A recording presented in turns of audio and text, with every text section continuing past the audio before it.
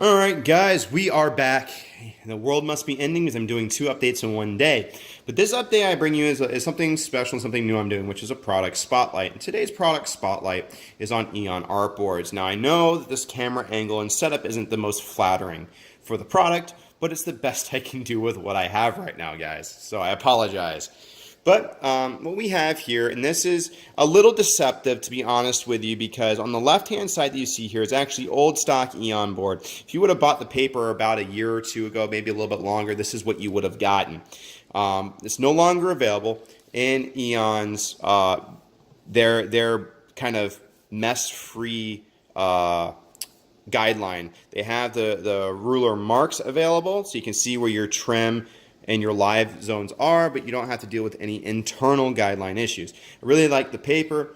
I got turned on to Eon artboard several years ago on the advice of another artist when I was having some issues with Strathmore paper, and that's kind of why Eon exists and has the popularity they have. But this brings you to the new paper. This is what Eon's offering now, which is a really cool product, which is Eon's Big 2 HD plate board. This is the same HD plate board that has been available in the past, except the guidelines have changed. On the previous piece of paper, you notice it's a single-sided guideline paper. Front side is ruled, back side is not. However, on the new one, you actually have guidelines there, flip it over, and more guidelines there. You may notice they are different types of guidelines. If I try to get this in frame at a weird angle, you'll see that's one page, and that's the other. Now, what you're seeing here is the DC and Marvel guidelines. It's a really cool thing for both professional artists and amateur artists alike, because if you work for DC or Marvel, then you can buy the Eon board if you're fed up with Canson or Strathmore or whatever they're using now for their artboards. You're fed up with the performance, but you really need to have those guidelines because of where they're putting, say, like page markers and stuff like that.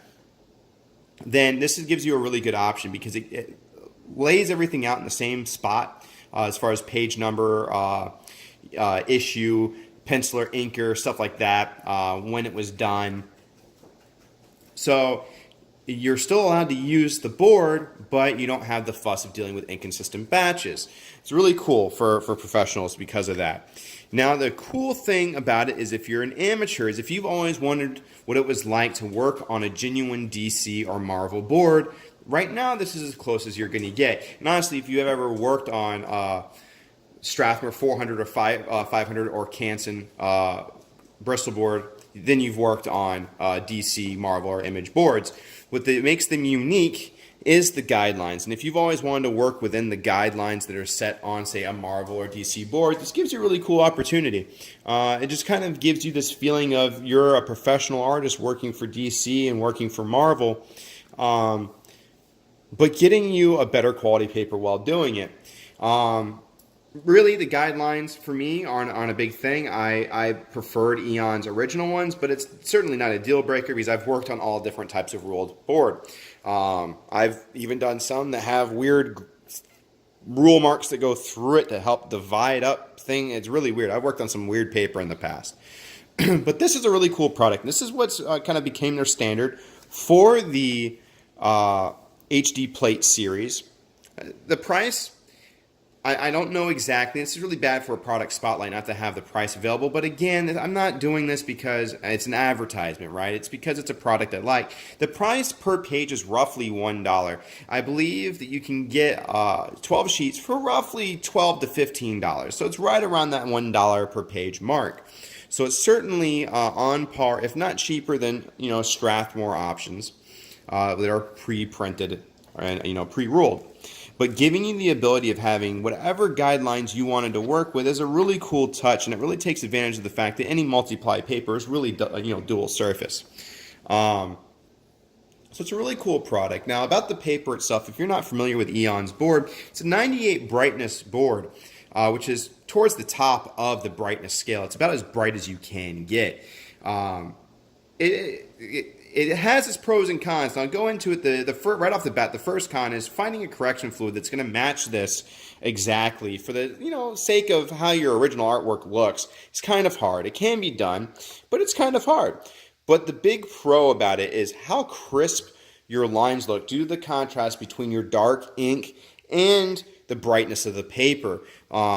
Just original ink artwork looks astonishing on this board. Now what I'm going to do is I'm going to pause it real quick, and I'm going to give you kind of what it looks like to see some inks on this board. All right, so this is what a finished page looks like on this board. It's a really cool, just the way the ink contrasts and everything on here is just amazing. There's a couple spots kind of up in this area. You can see that I had a hard time matching, like right here as well. Getting something that matches. And unfortunately, I can be sloppy sometimes and may smudge ink from time to time or get ink on my hand and leave some thumbprints. Something I've always had a problem with. It's why I used to wear gloves a lot. But these are, for disclosure, these are pencils were done by Adam Warren, and I did the inks. And just the way that this stands out is incredible. Now, by contrast, here's some Strathmore paper. As you can see, is darker. And you can see how the inks kind of don't pop quite as much. So this makes your original artwork look just phenomenal. And that's the big thing about the Eon artboards. Now this is done on their older HD plate paper. Now it's not done on the big 2, but it is the same quality paper. Now other than the brightness, the surface is probably the smoothest surface I've ever felt on any paper. Pen nibs really glide across this paper. It's probably one of the most pleasurable papers to nib ink on. If you're a brush inker, the surface texture is probably not as big of an importance on you. But the one thing that surface texture does really affect is when you're doing dry brush. Now, personally, a lot of people will dry brush and prefer a textured paper and let the texture create the dry brushing effect. For me, I kind of don't like that because it kind of forces me into a certain area of I know I'm going to get some type of texture like this always because of the tooth of the paper. And Canson is one of those that no matter what I do, you can tell it's on like a certain type of paper because of the texture. So I prefer a very smooth paper and let my technique make any textures that I want, not the texture of the paper. So it's a super smooth board.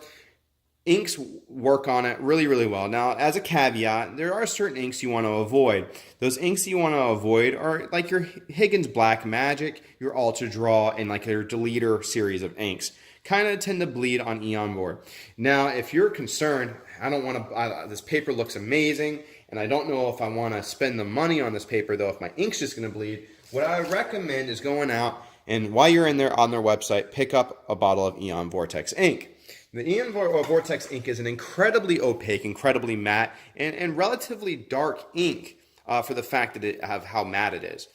And it works astonishingly well with their paper. It's a formulated combination between the paper and the ink that's guaranteed to give you good results.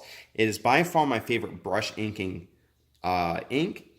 And it flows really well off a nib. Now, it's a little on the thicker side, but what that does mean is it gives you the ability of making some very thin lines. So if you're concerned about bleeding issues or stuff like that, pick up a bottle of their ink as well. But that said, this holds a spot in my top 2 papers of all time, and it's a paper I highly recommend. If you need more information, feel free to comment. I'll answer whatever I can as far as my experiences go with the Eon artboard. Otherwise, you can head on to www.eonprod.com to purchase the boards or look more into them. Anyway, this has been the product spotlight on the Eon artboards, and I hope everybody has a good day.